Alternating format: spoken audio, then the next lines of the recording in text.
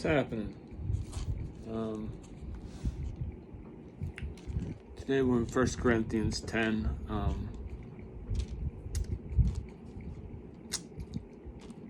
in 1 Corinthians 10 anyway. And kind of the first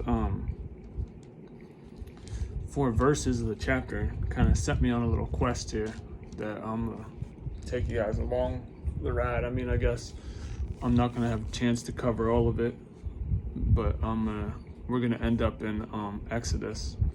Nor do I know when the next time I'll do a devotion, when the next time I do one will be, but because I start work on Monday, so I'm not sure if I have time in the evening. So I'm not sure when the next time I'll do one is, but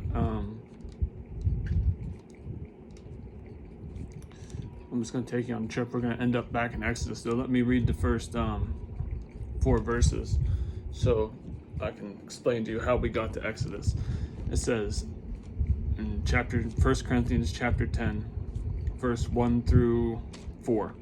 Moreover, brothers and sisters, I do not want you to be unaware that all our fathers were under the cloud, all passed through the sea, all were baptized into Moses in the cloud and in the sea, all ate the same spiritual food, and all drank the same spiritual drink, for they drank of that spiritual rock that followed them, and that rock was Christ.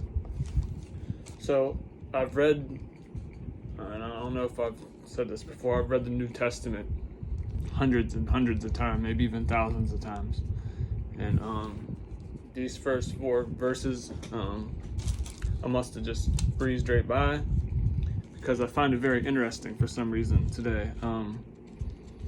Because I kind of know, in essence, what they're referring to. I know they're referring to, when they say, all ate the same spiritual food, I know they're talking about the manna that was delivered from heaven, and all drank the spiritual drink. Now, this is what I'm not completely sure of. I know that there was a rock that Moses hit or something, and he wasn't. See, that's what I mean. I've only read the Old Testament a handful of times. So I know that there's a rock that Moses hit, and he wasn't supposed to do something, but he did something, and it got him in trouble. So anyway, I was like, well, now I'm going to have to go back and figure out what he's talking about, because I want to know. Because everything in the Old Testament always points back to Christ somehow, from what I've been learning and understanding. And I mean, I've showed you how David and Goliath connects back to Christ, how Abraham connects back to Christ. And there's several other stories that connect back to Christ, but this one was rather interesting to me. So I ended up back in Exodus.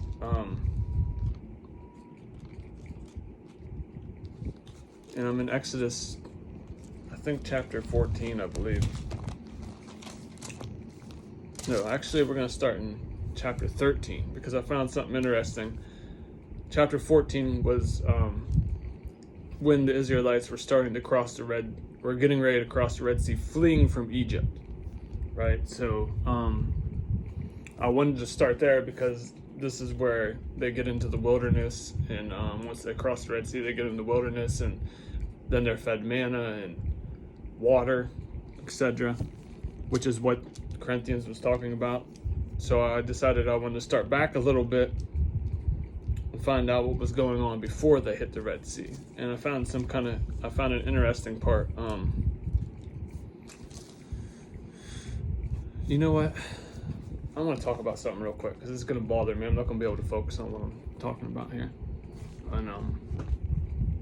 And I was kind of getting deep into studying, but I wanted to do a devotion real quick because I found something interesting before we get into the topic about the manna and the water, which maybe tomorrow and Friday I'll finish these 2 references. That way, when work starts on Monday, and I'm not sure when I'll be able to get an opportunity to do this again, so maybe I'll just knock it out in the next 2 days. But I do want to talk about there needs to be tons of prayer for a tragedy took place, which it just seems like tragedy after tragedy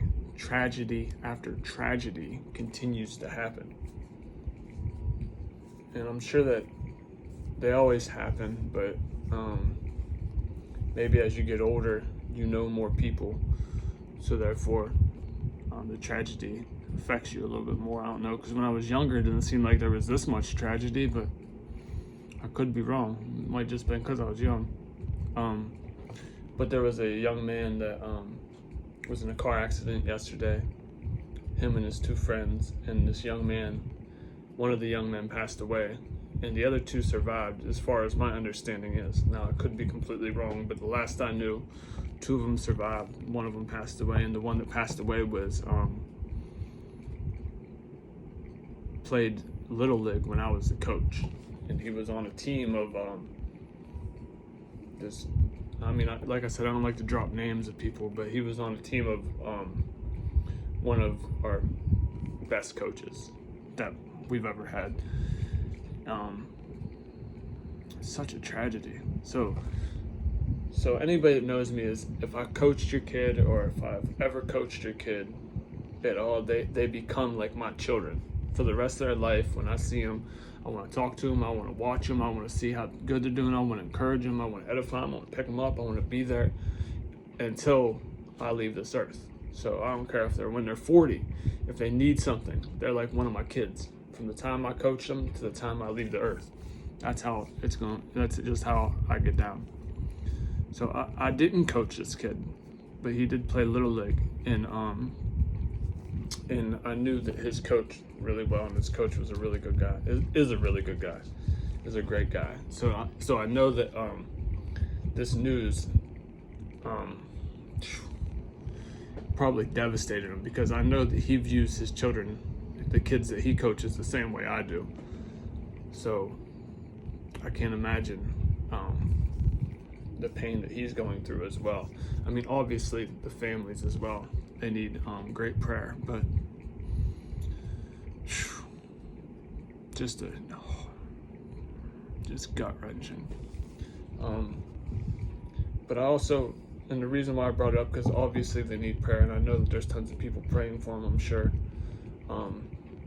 But I just want to make sure that we remember that there's two other kids also that that at this point have survived this tragedy, and are going to have to live through this this heartache, and they're going to have to figure out a way to carry on. And I say that because I've watched one of my good friends die when I was younger, and I was 18 then. I believe I was 18 or 19 when this happened, and these kids are much younger than that. And I'm telling you, it destroyed me. And I mean, it's probably destroyed me more than I would even like to admit sometimes, or even like to think of. But so I just want to make sure that we remember that not only do we need to lift these families up in prayer and rally around these people as a community, but to not forget that this is going to have to be a lifelong thing, that we're going to have to edify and pick up and rally around and encourage, and make sure that these families have our support, and not just not in the next year. I mean, forever. And I'm sure that they have a nice group of community around them already.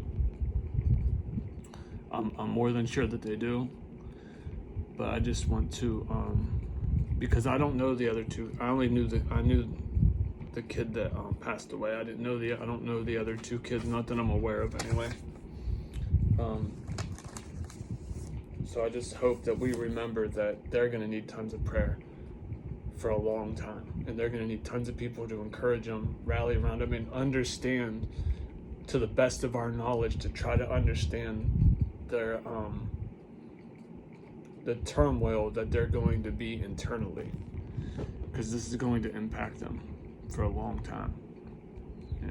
And I say that because I know. I say it because I've experienced that. I'm saying it because I've had to live through this kind of tragedy, and it's heartbreaking as a friend. It's heartbreaking as a it's just overall heartbreaking. So I just need to get that off my chest real quick and make sure that I state that. We make sure that we continue to rally around him and pray for him. Now we're in Exodus 13, verse 17. It's kind of hard to talk about the scripture after that being so heavy on my heart. But this is the only way I know how to carry on through these things. This is the only thing that's ever brought me through. So this is all I know. It says Exodus 13 verse 17. Then it came to pass. So let me remind you, the Israelites, God's children, right, are trapped in Egypt. God delivers them. Moses goes to the Pharaoh, and then there's these 7 plagues, and Pharaoh finally tells them to leave, get out of Dodge, get out of here, and they flee, but the Egyptians begin to give chase, right? They're not going to just willingly let them go, right? So then it came to pass when Pharaoh had let the people go, that God did not lead them by way of the land of the Philistines, although that was near. So what he's saying is God led the Israelites not on the closest path, not on the most common path, not on the path that was the closest or the easiest. God didn't lead them down that path. God led them a different way than the way that you would normally go, or the way that you would think that they would go, or the way that everybody would think that they should go. For God said, lest perhaps the people change their minds when they see war and return to Egypt. So let me tell you, the Philistines are the giants. The Philistines are, according to the Bible, the seed of the enemy. And in every story in the Bible where God's children encountered the Philistines or the giants, the Philistines would condemn the Israelites and try to keep the Israelites from obtaining something that God has promised them, or something that God's given to them already. So in this case, our giants, my giant being addiction would be one of my giants. And that addiction would always taunt me, always condemn me, always try to get me to flee or turn back or stay stagnant. But whatever, it would stop me from moving forward in obtaining and receiving that which God has already promised me. So God's saying at the beginning, he didn't want to lead them down the path, because that path led to the giants, to the Philistines. And that path was the easiest way. That path was the nearest way. That path was the most common way to go. But he didn't want to lead them there, because he didn't want them to encounter this turmoil and encounter this war and then turn back to bondage and end up back in bondage. So God led the people around by the way of the wilderness. So God led them the long way around in the wilderness of the Red Sea. Now, it's important to note that that really God had a plan the whole time that this was going on. It says in chapter 14 that Pharaoh, 14 verse 3, for Pharaoh will say of the children of Israel. So Pharaoh, who's giving chase, is saying of God's children, they are bewildered by the land, and the wilderness has closed them in. So he's saying they're lost. They're confused, obviously, because they didn't go the way they should have went. They're stuck now. They're trapped. They're in the wilderness. There's nowhere else to go. They didn't go the way that they should have gone. They didn't go the path that everybody else goes. That's the only way out. And they didn't take that way. So now we got them trapped. We got them cornered. So today, if you're a child of God and you feel like you're trapped and you feel like you're cornered, and you felt like God hasn't given you the easy way, he hasn't given you the way that was nearest, the quickest, the most logical way, and you feel trapped, you feel bound in by the boundaries as the enemy is pressing down on you to consume you and to kill, steal, and destroy. Let me tell you that God has a plan. Listen to what God says then. Then I will harden Pharaoh's heart so that he will pursue them. So now the enemy's going to pursue them because he thinks he got some cornered. He thinks he got some bound in. That's not the right word. I keep looking for a different word. That's not the right word. And I will gain honor over Pharaoh and over his army, that the Egyptians may know that I am the Lord. So let me tell you, if you feel like the enemy's pressing down on you, feel like you ain't got nowhere else to go, and you're cornered and you're surrounded in all angles, and God didn't give you the easy way, He didn't give you the near way, and it doesn't make sense, and you don't know what's going on, God has a plan. And see, God's plan is because He's trying to let the Egyptians, He's trying to let these other people know that He's God as well. He's trying to show His glory to these people as well. So it's not always about you, right? And I'm going to stop there because I'm getting deep into it. But just know that what takes place after this is the Pharaoh starts to come in on God's children.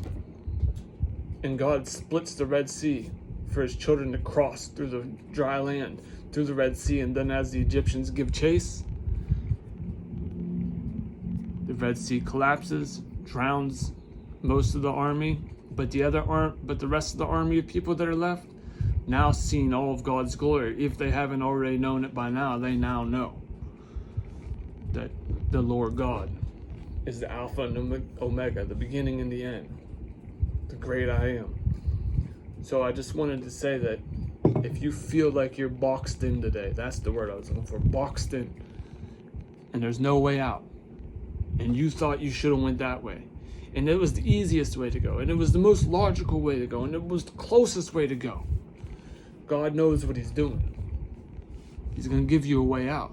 Even though you don't see it, He'll provide a way out, like He did with Israel in this case. Now tomorrow we'll get into the manna in the rock and the cloud. Because before, I actually skipped the portion of this where it says that God, see, I'm gonna mess it up. I should have just read it. See,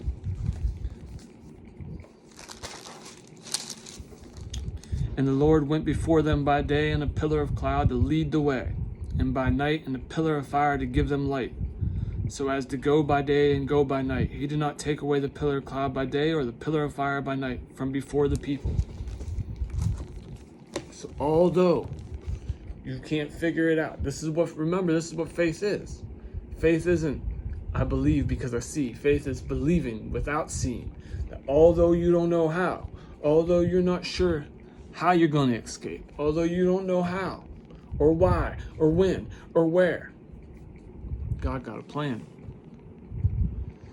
So cling to faith. Cling to God's promises. He surrounds you at night so you can see. And He surrounds you during the day so you know which way to go. Stay attached to God at all times, no matter what. He knows what He's doing. And if He didn't give you the easy way, just know He has a plan. Just know that He has a way. And He knows what He's doing. And that sometimes the things we go through isn't always about us, right? Because He was saying, the reason why I didn't lead you in their way, for one, it is about you because I didn't want to lead you to war, then you turn back to bondage.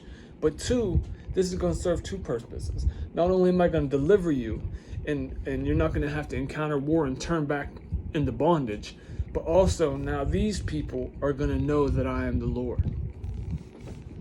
So sometimes it's bigger than us. Sometimes it's more than just us being delivered. Sometimes it's about other people and other people coming to know God.